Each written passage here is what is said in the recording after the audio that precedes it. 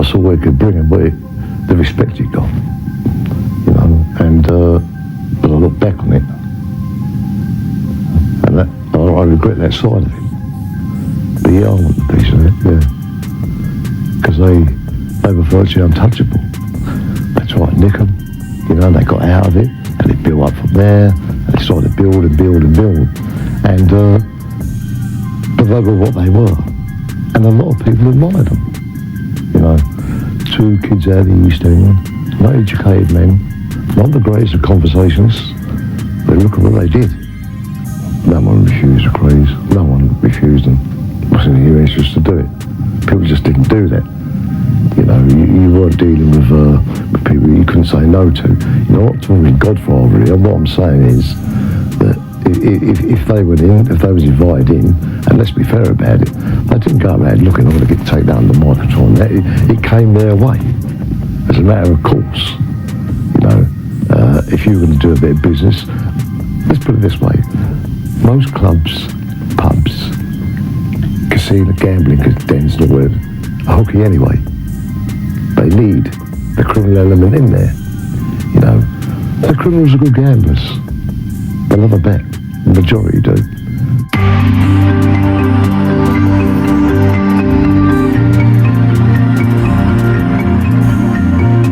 The image is how you look and how you dress, as I always do, with a suit on, a shirt and a tie. And that's the image of it all. Dress was a code. You dress to a code. You dress to impress. It's like being, I suppose, like being an actor, going out on stage or whatever. What they see is what they get, and people want to be impressed. It was glamorous in a way, but in later life it was not to be so glamorous. You know, people only remember that side of it. I don't know, the pain and heartache that come out of all this. You know, no, that's what I talk about. I can't call that a glamorous life. I find it very sad now. Look what it cost me, my parents, everything I ever had. I lost a marriage, my children, my mother and father died when I was in prison. So there's a glamour in that. But, you know, you look back on it, I often wonder, would it have been any different? Could it have been different? I don't know, I'm not sure about that. I don't think so. I think it was, what happened was destiny anyway.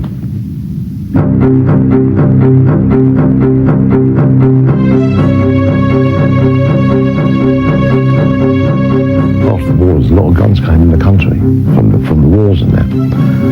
And my mate, he worked for a gunsmith, and he'd make them up and bring them out. So we always had them round us, anything he wanted to that extent. And so it wasn't unusual to have a gun. But the thing was, being prepared to use them, that's the difference. And I think, yeah, we were prepared to use them. In for a pound, in for a penny.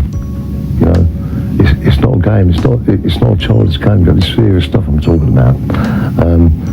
Some of the robbers at that time, some of the bank robbers and the train robbery and all them, you know, it started all come in then.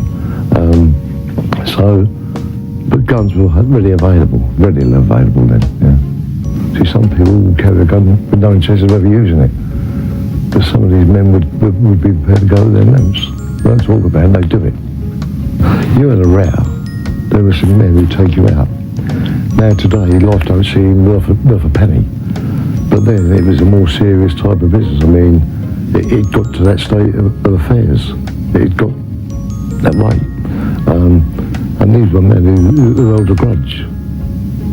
They held a grudge. So yes, you had to be prepared to use yourself, yeah.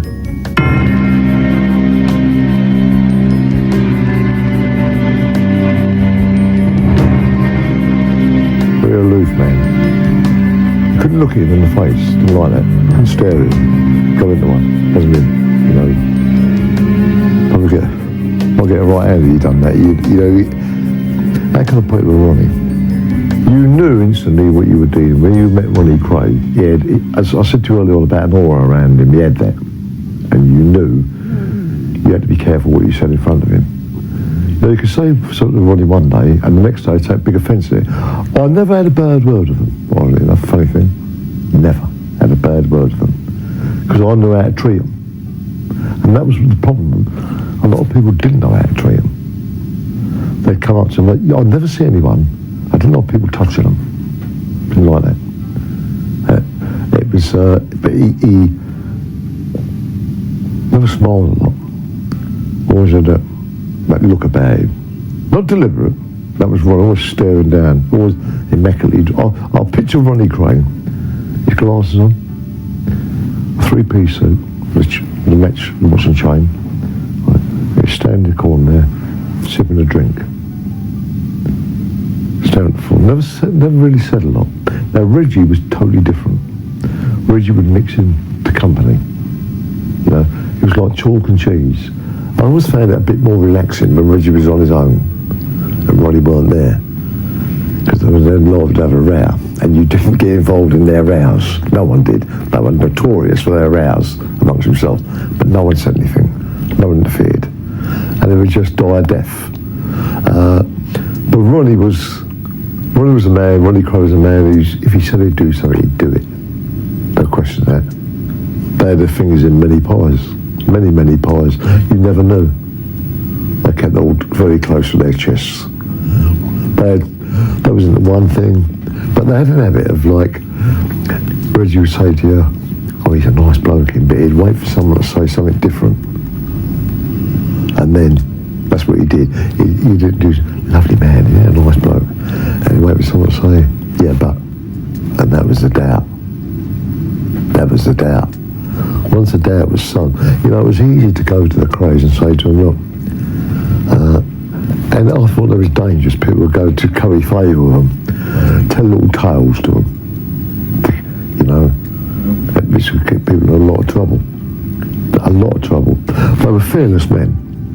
You know, people have said to me, well, they couldn't have got away with what they did then today, couldn't they? They wouldn't have changed them. They wouldn't have changed them. I think the tragedy would have been if they'd have come out old men, that somebody would try to take them down. That would have been a liberty, because they couldn't do it in their prime. Now, a lot of people spoke about doing it. No one did. No one did. So let's not take that away from what they really were. If I was to describe the twins, they were gangsters. I think the most dangerous period of them was between 66 and up to their arrest. They were well capable of doing anything. I think they've both gone through bad times in their lives. Reggie getting over his Francis dying, and Ronnie obviously needed treatment. And I think anyone who crossed them the wrong way then, and I'm not talking about a fight or a cutting, I think they'd have gone all the way with them.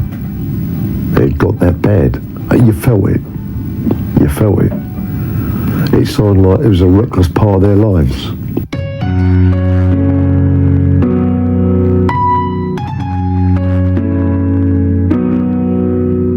Jack that wasn't a bad man. He wasn't a grass. He wasn't anything like that. But as it was put, he was a fucking nuisance. And that's putting it bluntly. He took them on, he challenged them. And what I say there is this, that he was told to behave himself by the Krays. And I was there when they said it to him. But when it come to what they said was the murder,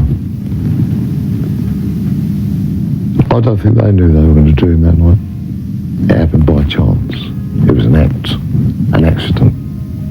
I'd been out with the Krays that night, me and my brother, with two other friends of ours, and we met the Krays in their pub, the Carmen's Arms. When we got nicked in 1968, this is where, one of the pubs we were using at that time, where it was theirs.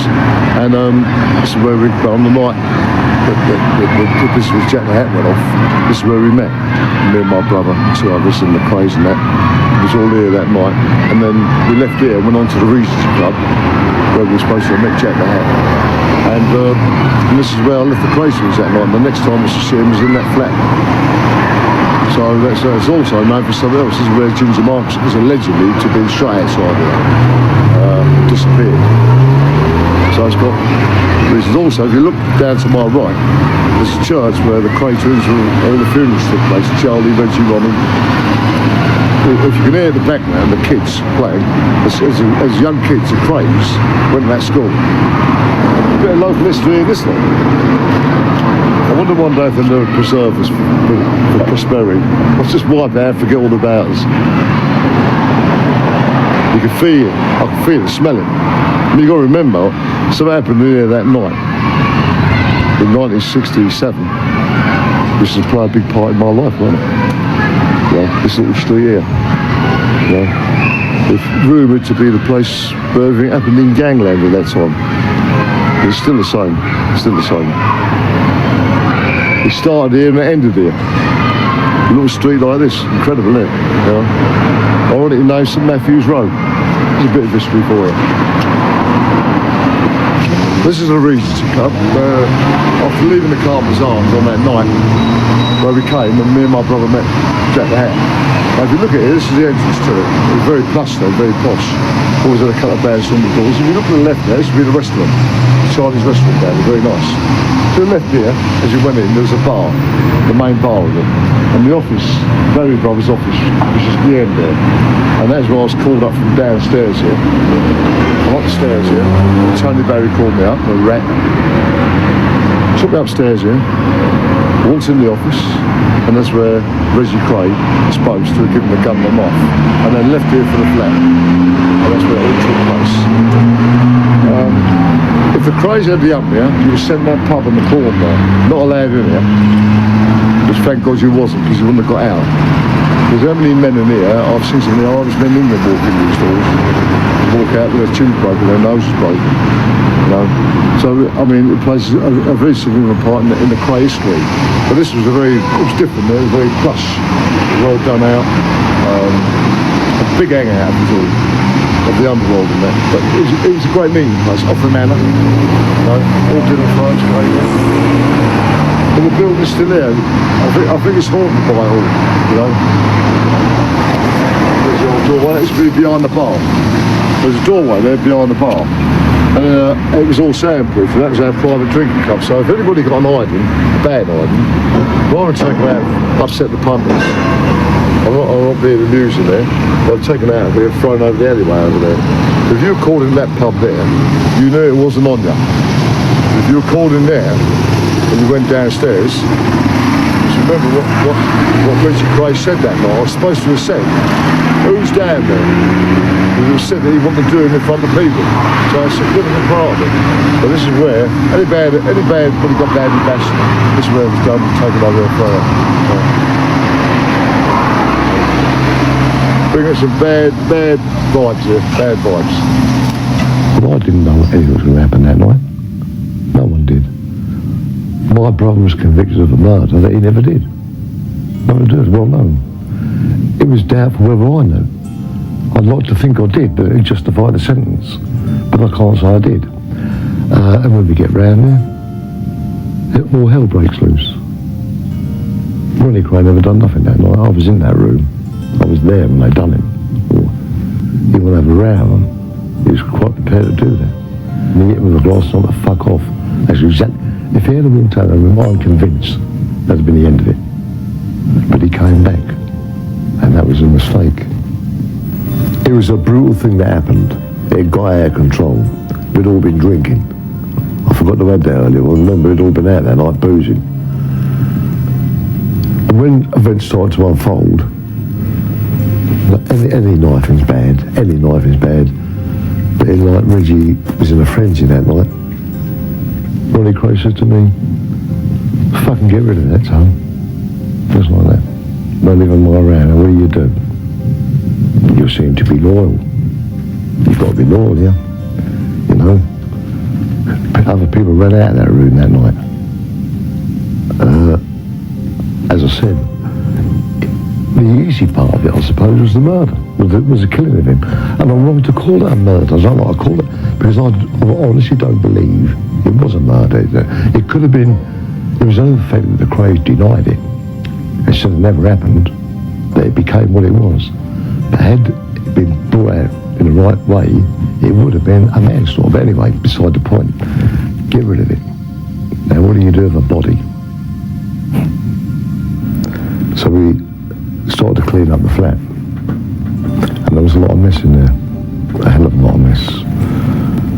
We eventually get him into an order down the candlewick. Well, it was a yellow or pink candlewick bedspread. He was stabbed about 3 times and he had a big wound in his neck.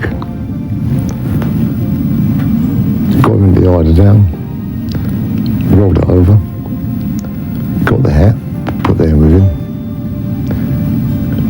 We managed to get him up the stairs.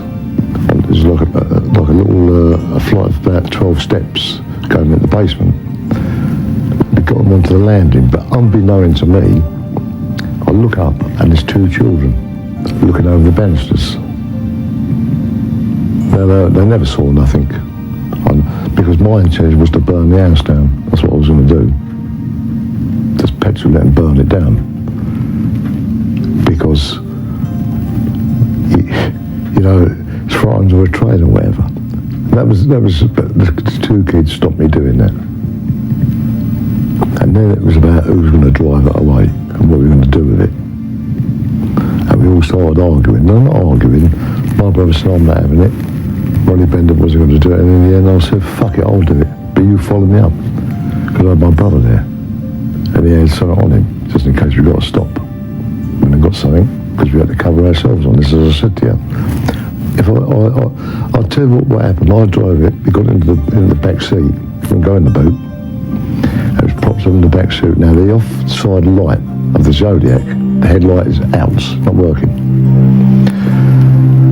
The keys I got out of his pocket.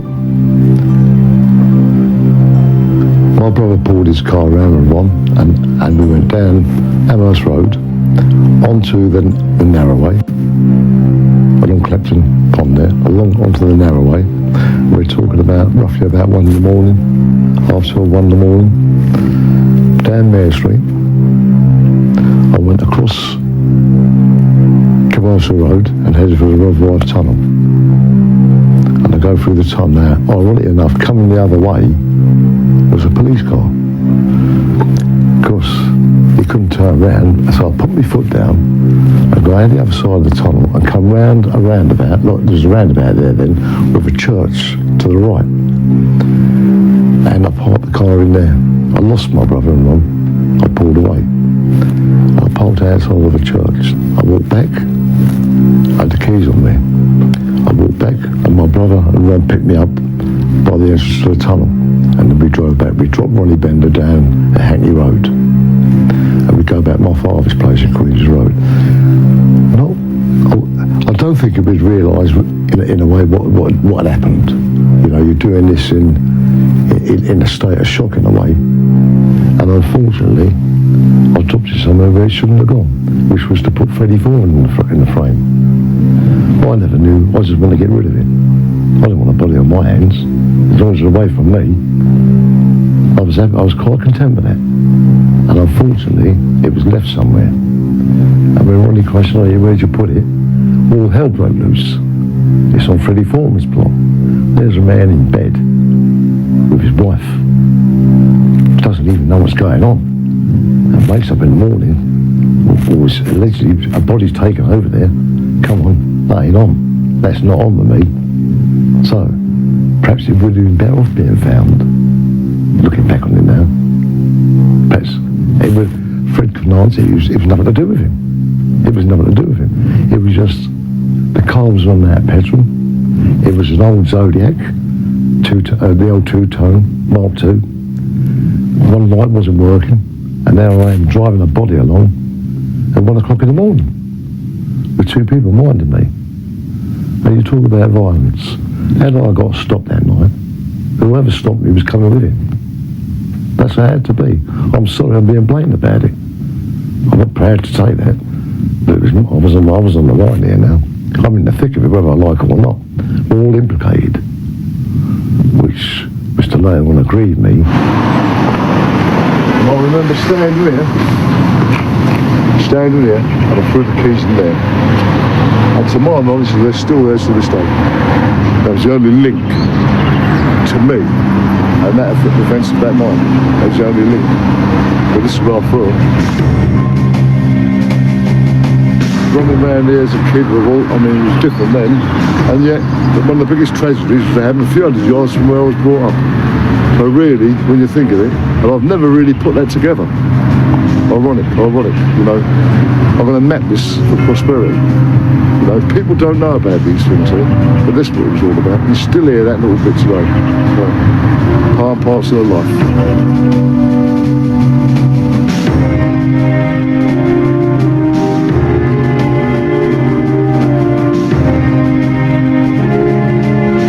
The night of our arrest, this is where we was.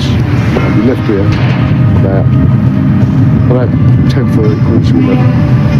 Parked the cars, and went to the Astor Club in the West End. And there he has them all now arrested us.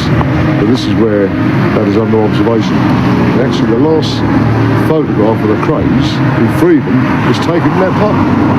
I think in the beginning they would have been happy with the Krays. And when they got the lot of us, it was a bonus. It was a bonus. To be honest with all, they nicked me, they pulled me in twice. So first of all, they got it wrong. They put it to me that I was asked to do someone a favour. I drove a car away, didn't know what was in it. In other words, it was a hint, look, it wasn't your thing. You want to go against them, here's your chance. But I didn't bite on that, I wasn't having that. They released me, they pulled me in again. Me and my young brother Nicky, they pulled Chris in, took us down to Tintagel House, questioned us, and he said, look, he said, the next time we come, there's no going home. No going home. And they'd done a raid one morning, they nicked a lot of us. He took me to Tintagel House. When I get to Tintagel House, there's Cater, Frank Cater, Nipper Reed, and John DeRose there. And Mooney, Henry Mooney. It was an investigation. And he said to me, I'm going to ask you 5 questions. There's your opportunity to tell me what you know. And he asked me 5 questions. Where was I on such a night? When was the last time I saw Jeb the Hat, or Jeb McVie alive? Was I asked to take him somewhere? Was I asked to drive a car somewhere? And a couple of others. And I went, I don't know what you're talking about. He says, right, you'll be taken away, you'll be charged with murder.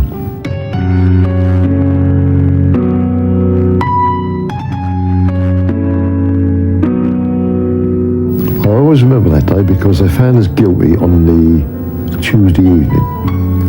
And it was Melvin Stevenson, the judge, which I'll say no more about. I'd like to say so, but it's best I don't. They brought us back for sentencing the next morning. I always remember they was letting us go out 2 at a time to the toilet. And me and Ronnie Kray went to the toilet. And all I remember was a principal officer and 2 screws coming up and saying to him, Ronnie, you want him upstairs? That's exactly what they said. And Ronnie Kray turned to me and he was smoking a cigarette. He threw on the floor, stamped on it. And here I go, Tony, the first man to get a 40-year recommendation. And he marched up the stairs. And he went up. And about 10 minutes later, he came down. And we was all waiting. It was all in one cell. They put us all together. And he came back in the cell. And he let a fag up. He never said a word. And I think it was Charlie who said to him, oh, what'd you get him in? Only a 30. I said, no, nothing had happened. I was amazed. I was amazed. Ian Barry, I can clearly see Ian Barry, who walked in the beggars with Ronnie, and basically put the bullets in the ceiling. He went like that. He standing there, his head went bang, in the back of the fence, like, only a 30. It's as though nothing happened. And the next one was Ian Barry, 20 minimum. Then they brought Reggie up, 30 minimum. Then my brother went up, and as Chris went up, he got a life of 15 minimum. He come down, he said to me, you're next, only 20 minimum for you. And I thought I was going to get, but they kept it in line. And then the last one was Roddy Bender. He got a 20 rec. Then they took Charlie up. They tried to life him and Fred off. It was like the judge turned into a frenzy. It's like he lost all control. He was getting a kick out of it. Because I have never seen so much bias in this trial in all my life. I've never seen nothing like it. I'm a fighter. And I just feel a bit of injustice somewhere here. I didn't get a fair trial. They wanted them out of the way. By hook or by crook. And it was said to me, by hook or by crook, you're going.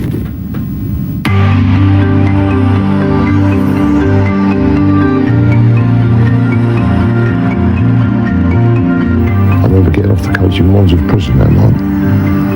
And you know what? It never really bothered me. I had things on my side, and I'll tell you how I viewed it. I was the youngest. That was a bonus to me in my eyes. There was other men at that time just getting the train robbers, getting big sentences like we got. So that took a little bit of the sting out of it. My brother's round the corner. And I don't think it sunk in for about 2 years. I don't think it really sank in. I really mean that. It just didn't. I've never moaned about it, never complained about it. All them years, I don't know. It just, it's just a non-existent. It just doesn't. It's just something you get into. You get to live that way of life. After about 4 or 5 years, it don't mean nothing no more. It's survival, and you start to survive it. But prison does a funny thing to you. It stains your soul. You never recover from it. Not then, no. So you can come out of it, but once you go into over the 12-year mark, it affects your life, even to this day. You look around where I live. Nothing remember prison by, but I live a prisoner every day. It's what it makes you. You can't escape it. I still have prison habits. I know that. It's the way you carry yourself when you come out of it. But did it do any good? I think you rehabilitate yourself, if it's such a word. You certainly don't get it in prisons. You do yourself time. The whole idea is to keep you time.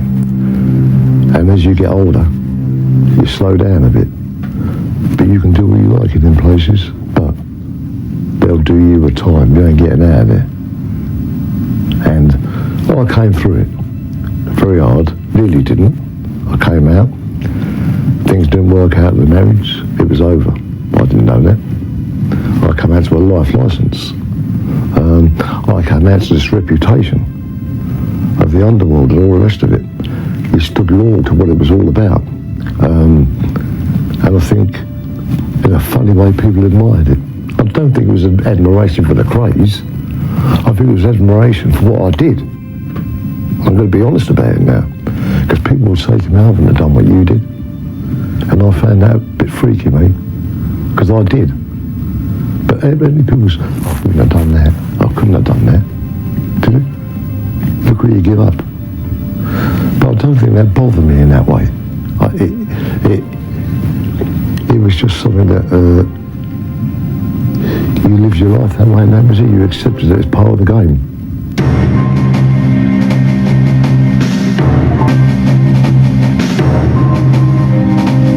It means we be like a fucking animal, never have to live with me, and that's what makes a lot of the boys different. They live by them rules in there as well. It didn't change when we went to prison. It didn't change me. I still did the things I did. Because you have to survive it. A lot of people can't survive it. So I did exactly the same in there as what I did outside. Only you're in a different environment. When you're living in them places, you don't know what you're dealing with. You know, I've had some very good friends in prisons, but I wouldn't like them living next door to me. That's putting it nicely.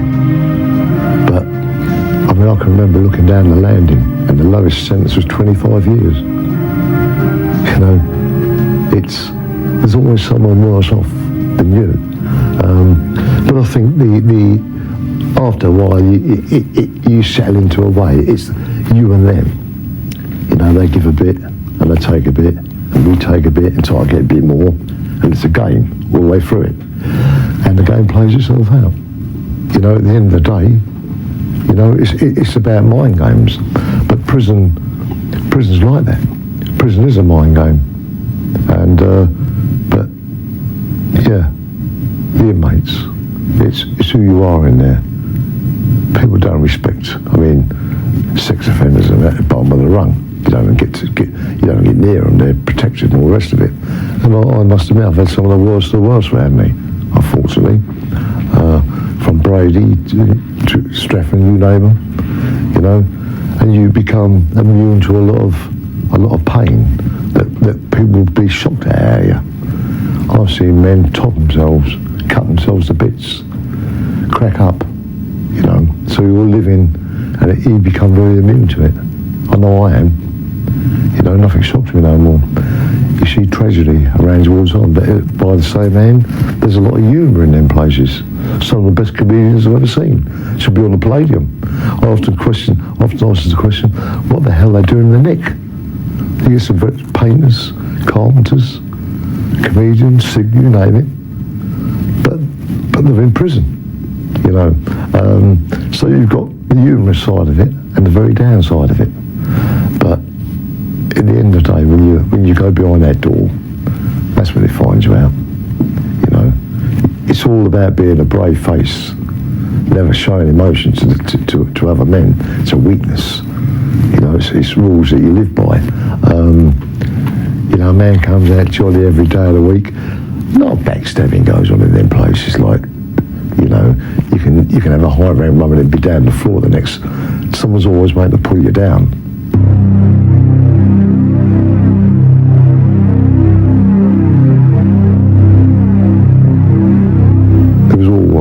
It's all a bad moment, a lot of it.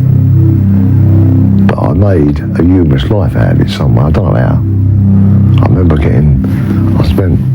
got 12 months down a control unit for gross personal violence to a prisoner, assaults and all the rest of it.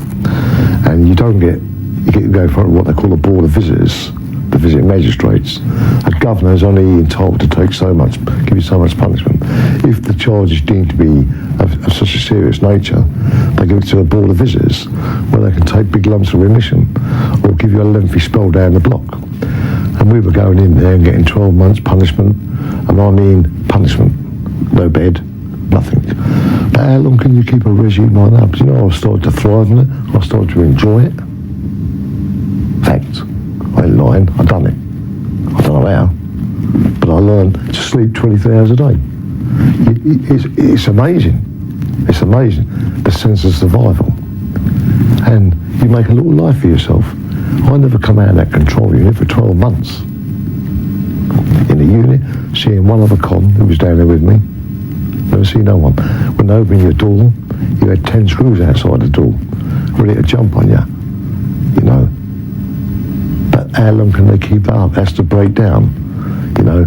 As I said to you earlier on, we've all got to live together. And I remember going to that control unit Christmas Eve, 1972, when I've just been in front of the board of visitors and got some of the biggest punch we ever dished out of prison. And I remember saying to him, yes, your rules now, but you'll live by mine. You're going to have to live with me here. You can't do no more to me. And they tried to slip a psychiatrist into me. They tried the chaplain, you know, and it starts to loosen itself. And I come out of that. I came out of it. I don't know how, but I did. You know, and but punishment, it's like a kangaroo court. You got no chance of guilt before you go in there. Let's be fair about it. But you don't remember the bad side of it. If you asked me what I was doing in 1978 or 73, I couldn't tell you. I don't know. In other words, I blanked out my mind. I completely blanked out my mind. You can't live on prison. You can't live on your past like that. It's a part of it you don't want to know about. And let's be fair about this. We couldn't have been that successful or that glamorous to spend most of our life in the Nick. Now, I'm not naive enough not to know that. So I've got to take that into account. So I see things a lot more different now than I did then. But I can't remember the bad side of it. I can't. I don't want it. My mind don't want to remember that. Perhaps it does it deliberately, you blank it out. Perhaps I should bottle some of those when we go, you know, for prosperity. And look at a later stage. Perhaps there's something to be said for that. But I think you become immune to punishment.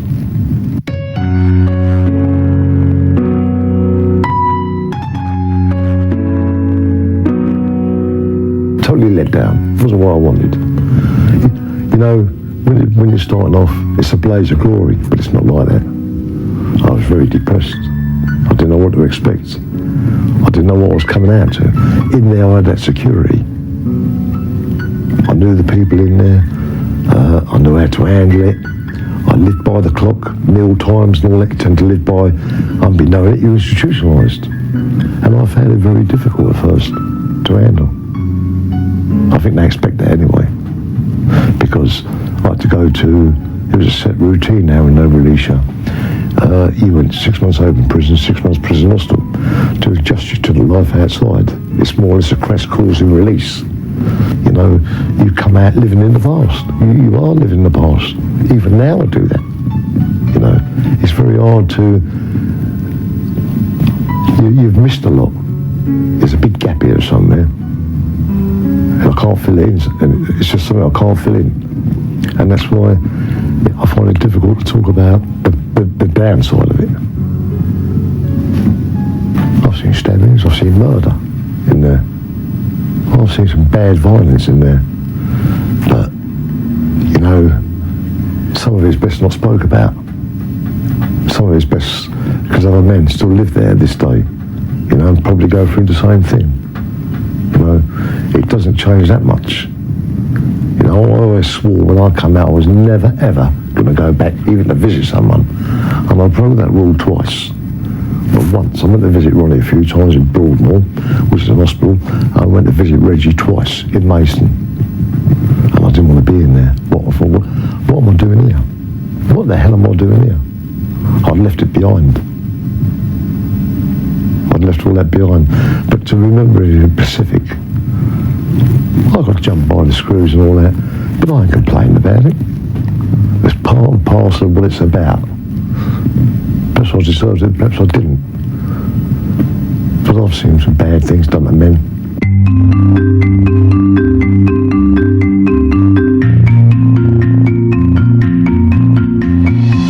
There's no going back, and I know that.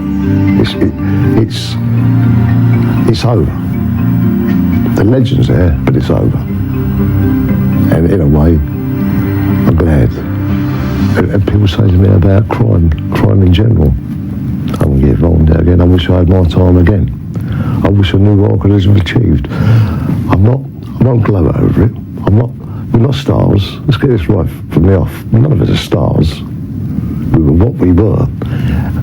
I wouldn't like to think the kids today would follow down our paths, because let's get it right here. The Krays can't be a role model. They all died in prison. And that's no role model. And I'll tell any kid, I will never ever tell a kid to do wrong. I couldn't do that. Go out of trouble, you lot. What are you? Go out of trouble. What are you? I'm the first one. You are. I can look in the mirror. Nobody can do that. But I can. And there's a difference. And I get a lot of satisfaction out of it. I see people look at some of us sometimes and think, what makes them tick? What makes them tick? When I say don't find out, you don't want to know. You don't want to know.